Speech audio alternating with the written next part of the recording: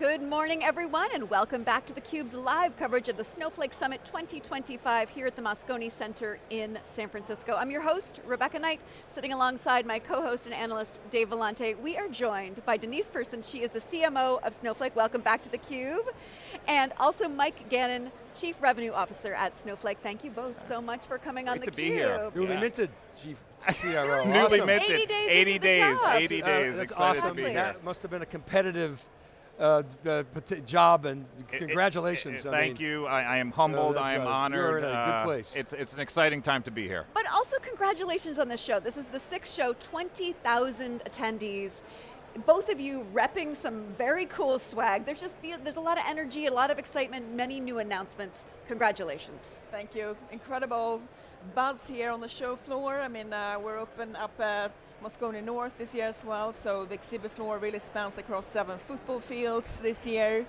Over 200 partners here, 20,000 participants coming in from over 100 countries around the world. I couldn't get into the exhibit hall last night. It was so crowded. It was like being on a train in Tokyo. Really, I mean, amazing. I've never seen it like this. A lot of action, a lot of buzz. It's crowded now. The keynotes are packed. So congratulations. It is electric, and that is what's got me even more inspired about this role is seeing this crowd, seeing all the partners here on display, talking to even more customers. I mean, the energy and excitement around data right now is through the roof. It's exciting. So Denise, let's talk about customers, because we are both just fresh from the main stage where we heard Marriott. There's many customers coming here on theCUBE, Whoop, USA Today, including many others. Talk a little bit about how Snowflake is tapping into its own AI data cloud to make marketing experiences feel more personal. Yeah, I mean, I've been a customer of Snowflake from day one as well, and really what you can do with data and marketing, this is really why I came here 9 years ago. I mean, data was always my challenge in marketing before. I had to go and knock on IT's door to get the data I needed. Now I have the data I need in real time, all the time. And the exciting thing right now is, of course, everything that is happening, in AI. Marketing has always been about, relevance and timing, and AI and data is really helping you with both today. So a lot of things that we're doing right now is, of course, everything around, hyper-personalization, really being able to target, our campaigns to the right, targets at the right time, with the right message.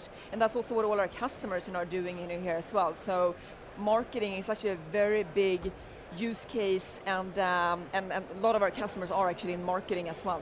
Same question for you, Mike, because your background, EMC, was very belly-to-belly, relationship, of course, VMware was all through the channel. Absolutely. Okay, and now you come in after years and years of experience, and it's like AI wave, and so you're embracing, you shared with us yesterday in the analyst meeting what you guys are doing, but a lot of this is new for everybody, but were you tempted to sort of use your old guard processes, and how did you sort of advance so quickly and embrace that? I'd love to hear that story. So just a few things on that topic. First and foremost, around how we're leveraging Snowflake Intelligence. We onboarded over 500 sales and marketing professionals in Q1. Getting them ramped up and productive is critically important to me. Using Snowflake Intelligence, we have 3,000 queries a week that we're tracking. What are our sales and marketing folks looking for? That's prompting 15 minutes in productivity gains. So 750 hours a week where I have a new rep coming in and running a query against their customer to basically say, tell me everything I need to know about Caterpillar. I'm going to make a sales call, I'm a brand new rep. Give me context around the relationship, how they're consuming our platform, their contract, use cases they're currently deployed on, pipeline opportunities. So we're scraping all sorts of data points inside Snowflakes to bring a curated perspective of what we're doing with Caterpillar. And then you see what we're doing on stage with Canva. Now they're going to curate content for us to go in and present to that customer, very consistent material for that customer. So we're excited about leveraging Snowflake Intelligence to drive productivity, but to your question, Dave, we are leaning in heavily on the channel right now. We have got an incredibly large channel. We're going to lean in with the ecosystem. We're staying very open to helping our customers achieve their AI strategies, and we're doing that because it's not just a Snowflake world. They are dependent on big partners in that ecosystem, so we have to make sure we're completely integrated with them, but from a distribution perspective, we're going to be making big investments to make sure everyone's talking a Snowflake language, and we're making that readily available from a distribution perspective. We had Deloitte on earlier, and I know you have other GSI partners as well, but one of the big messages we're hearing is that you've got to be, Snowflake, you've got to be at the end-to-end life cycle, not just when the data gets into Snowflake. So how does that change the way in which you market and message to the world? No, when we talk to our customers today, I mean, especially in terms of their AI strategies, most of them have a very clear vision of what they want to do. They know that the technology is here today as well to do that, but they don't have the skill set, internally, and this is really, again, where the GSIs and the SIs, come in to really help, with that. There's a big effort right now on really helping upskilling workforce across our company, across our customers. Just a few months ago, we announced that we're making a $20 million investment in really helping upskilling the workforce when it comes to AI. And I will suggest with a company like Deloitte and other systems integrators, they're focused on solving business outcomes, right? Anti-money laundering, fraud detection. So we're leaning in and verticalizing our go-to-market teams to make sure we can talk to a curated business outcome, because that's how they're aligned, they're solving business outcomes. Instead of focusing on selling the product, let's go sell an outcome, and I think that's how we're going to move the needle. And that verticalization, Denise, started a few years ago. I remember talking to Frank about it. Yep. You guys shifted to that. And then AI comes in and everybody thinks AI is this like separate thing, but AI is embedded everywhere. So I presume you didn't deviate from the verticalization, no. You just doubled down on it and pushed AI into even each. more so. I mean, today it's even more about investing in the business outcomes. I mean, that's really what AI is all about, right? Solving specific business problems, enhancing customer experience. So we're seeing even more now, us also focusing on the business outcomes for our customers. So the message we heard from Benoit this morning was, I heard clearly, doubling down on simplicity, which by the way, I was talking to customers here last night and they were like, no, we don't want to mess with like primitives in the cloud. We want Snowflake to take care of that. We have other things to do. So that was kind of interesting. And then connected and governed and trusted and then bringing that to AI. So I know you probably don't like the term playbook, but it's the same playbook that brought you to this spot that you're now applying to AI. Is that true? And how is that resonating with customers? I think if it's simple and easy, it's going to be consumed faster by the market. And that's what we're focused on is ease. It's connected, it's trusted. So everything Benoit says, which is really the basis of what was the vision behind Snowflake, if it's easy to consume and it's not overwhelming for customers to figure out how they can use AI to drive business acceleration and productivity, we're going to get more consumption. So we stay focused on that ease of use. It's the iPhone analogy. Make it easy, make it simple, make the apps come to my user interface. Because it really is so overwhelming for so many customers. I'm curious to hear what you see. Denise, I'll ask you first. What are the major roadblocks, the major obstacles that marketing leaders are coming up against?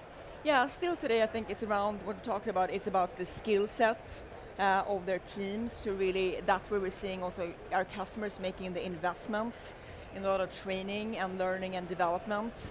And again, they know the technology is here. I mean, they have Snowflake. I mean, they also have the support from the GSIs, but that's often what we hear from our customers that that's where they need to make the investments moving forward. So, I want to come back to this sort of channel piece of it. So, we talked about this a little bit yesterday, but for our audience, part of the channel is the GSIs, and they're amazing. Board level, end-to-end life cycles, they're building their own kind of frameworks and then operationalizing them. But there's a lot of other parts of the channel. I wonder if you could help us understand the rest of it, not just the big GSIs, but how are you approaching that, Mike? Yeah, so companies like Canva become a distribution partner, right? Because they get people on their platform leveraging their analytics. BlackRock as an example, Fidelity. These are people that have used Snowflake to simplify their own data and AI strategies, but now they're monetizing and commercializing that data. So now all of a sudden they become a distribution channel for me. So there's an exciting dynamic when a customer takes an opportunity to commercialize their data set and monetize it, and now I've got a distribution through that.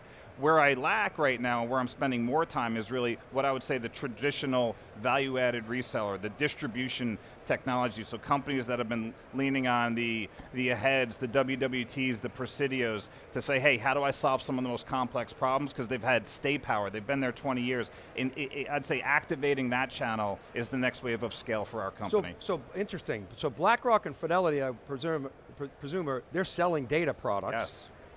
As is Lynn Martin. The NYSE, right, people think most of the money at the NYSE is not through trading. Yeah. ICE makes money, with data, and so having Snowflake behind it, and then as well ISVs, and to me, one of the most interesting ISVs, which we'll hear about on Thursday, right? Because you got another conference, a conference within a conference, is Blue Yonder. We've had them on before. Really interesting problems that they're solving around supply chain. So Denise, I wonder if you could share with the audience what's happening with the app dev piece of the business, the conference that you've now merged, because you used to have a separate application development event. Yeah. Now it's embedded on the Thursday. Explain that. Yeah, on Thursday we have 5,000 developers coming in really to learn about the latest and greatest from Snowflake as well. And also, right, if you look at Snowflake today, I mean, there are thousands of companies building applications on Snowflake. There are companies, startups, right, that are starting on top, of Snowflake. And a couple of weeks ago, we announced the launch of the Silicon Valley AI Hub, which will open in September. It's a 30,000 square foot space in Menlo Park, and it's really dedicated to developer. They're going to have desks there, come in, work together, collaborate. Meetups, events taking place every single day to really further education when it comes to AI. I would love for theCUBE to tap into that and feature some of the folks that are there. I mean, we're doing so much in our Silicon Valley office, the AI innovators, and so we'd love to collaborate with you on that. Come to the facility, it's a beautiful facility, plenty of space, we'd love to host you. Awesome. Mike, I want to ask you about the mindset shifts that are required for this in terms of how sales organizations are using AI today. Yeah. It does seem to require a big change in the approach and a big change in how people approach their jobs and how they connect with customers. As Denise said, upskilling workers is one of the most major challenges. That's right. Describe to me the kinds of best practices that you're seeing in terms of how we are how organizations are preparing sales organizations to work with AI. It's a great question, and talking to someone who's been here 80 days, if I were to focus on just trying to wrap my brain around the technology, I'd be completely overwhelmed. Shifting it to a business discussion and having a business dialogue with a customer about, I can scrape through a 10K report and identify what are the top 3 things they're trying to accomplish from a business perspective. Now having a discussion around, let's whiteboard and vision align. How do we unlock value from your data, right? So our whole context around where data does more, let's figure out how we can put good AI technology against running a query that you never thought was possible, taking structured and unstructured data, pulling it together to give business insight. So shifting how we approach and how we show up in front of our customers is critically important to say, let's have a business dialogue. And when I tell them use cases on how other customers have brought, their bid management process of, I've got someone who's working on a bid and it takes them 3 days, right? We talked about this yesterday in the analyst. They bid management for one of the largest commercial suppliers, takes a blueprint in, and 3 days later they're able to identify the entire bill of materials required to bid out, and they get a 20% hit rate when they get that bid into the market. I can have that one analyst run through 100 bids a day because I'm now taking their query database on how their SKUs and pricing on a window and a door, pulled together with an architectural blueprint, unlocking value by saying I can now basically scan through that architecture, give you a bid to produce to a client, and I can do 100 of those a day versus 1 every 3 days. That unlocks a tremendous amount of opportunity. And if I then connect that with a supply chain and a Blue Yonder, and I say, hey, I've won the bid, now I want to understand if I've got a supply chain challenge, right? So the power of networking and taking all this data together, contextually, you've got to get business leaders to think differently about solving problems with data. And the customer zero, if I may, the customer zero stories that are coming out of the technology community, Snowflake, certainly Amazon, I've had this conversation with Dell, companies that understand tech, how to apply AI, really driving value, your customers are saying, help us. I'm seeing more of that than I've ever seen in any other wave. Certainly the internet, the PC wave, you didn't see that as tangible, maybe because it's a data problem. I don't know. What are you seeing in terms of you helping customers apply your learnings internally, externally? I mean, we always had this really close partnership, with our customers. I mean, our core value is really about putting the customers first. Customers are always at the center of everything we do. Today in the keynote, our customers announced the new features. We were talking about that. Isn't that great? I don't think I've ever seen that before. I don't think I've ever seen that before. Again, it just shows again, right, how embedded the customers are, in the development of our roadmaps. We do customer advisory board sessions a couple of times every year. So the customers are really involved in kind of the reiteration of our roadmap ongoing all the time. Yeah, it's really, so both of you, as we wrap up this conversation, I want to hear what is on your radar over the next few years in terms of AI investments. You want to start with you? We are going to constantly eat our own dog food. I want to have the most productive sales force in the market, can lead with how we are leveraging AI to be the most productive sales organization in the world, and marketing would apply the same way. I'm looking for, as we take this company through the next chapter of growth, scale and velocity, right? AI is going to give me velocity, I need a channel to give me scale, so that's where I'm focused, and that's where I think AI is going to help really accelerate the next chapter of growth for Snowflake.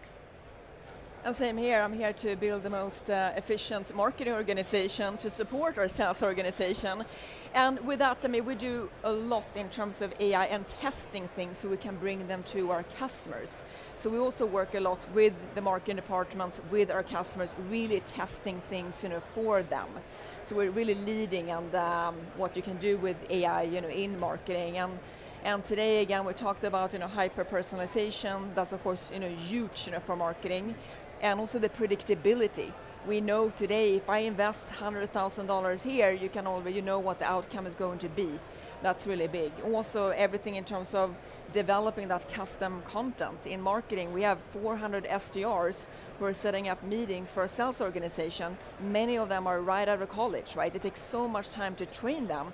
Now they all sit with their own agents, right? Any question they get from their customers, they have a very, very intelligent answer, going back as well. Yeah. So we talk about that efficiency, that's a complete game changer today. 80 days in, what do you want to be able to say at Snowflake Summit 26 that you're not able to say today? We can't find a house big enough to invite all of our customers in. I think that's the big thing for us. Being an essential data and AI company, establishing that brand and that recognition so that we get more inbound impressions from the marketing perspective, which is the beginning of my supply chain before I land a new logo. That to me is, I want her overwhelmed with impressions, right, so that we can start feeding that funnel, but we can continue to get great outcomes with our customers. So I think that to me is a big thing. I don't know if we can find a house big enough to host the next year's event. We're going to have to talk to the mayor of San Francisco here to see how we can expand Moscone for next year. Yes. Anything you would say that you would look forward to next year that you can't say today? Definitely look forward to a much bigger, a much better experience. We're always every year trying to do, how do we push the limits here, the boundaries.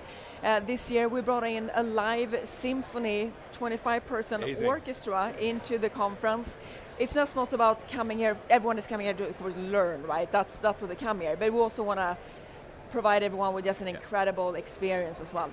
Exactly, and I look forward to in 2028 with teamed up with the Olympics. And we have gear for you, so you can help us promote this. It's going to be a fantastic event. I will gladly do that, Mike. We have so maybe talk about that. Yes. How did that come about? We had the chairman of the USOPP, the CEO of USOPP here yesterday to announce our partnership for Team USA and LA28. We're super excited that Snowflake is the data collaboration platform for the LA28 Olympics and the Paralympics, and the goal is to make LA28 the most data-driven games of all time. It's going to be the largest Olympic Games ever held on the planet. So we're really playing a big part of that. Everything from selling 12 million tickets to be the place to capture health data for the athletes, all those sort of things. That's very cool. Largest and most data-driven Olympics ever. I think you said 6 Super Bowls a day for a couple of weeks. Think about the magnitude of what that is. But boy, what a marketing opportunity. I'm thinking about the halftime shows right now. But yes, exactly. You need a lot of data to make that happen. Absolutely. Denise and Mike, a really fun conversation. Thank you both so much for coming on the Appreciate you. I'm Rebecca Knight for Dave Vellante. Stay tuned for more of theCUBE's live coverage of Snowflake Summit 2025. You're watching theCUBE, the leader in enterprise tech news and analysis.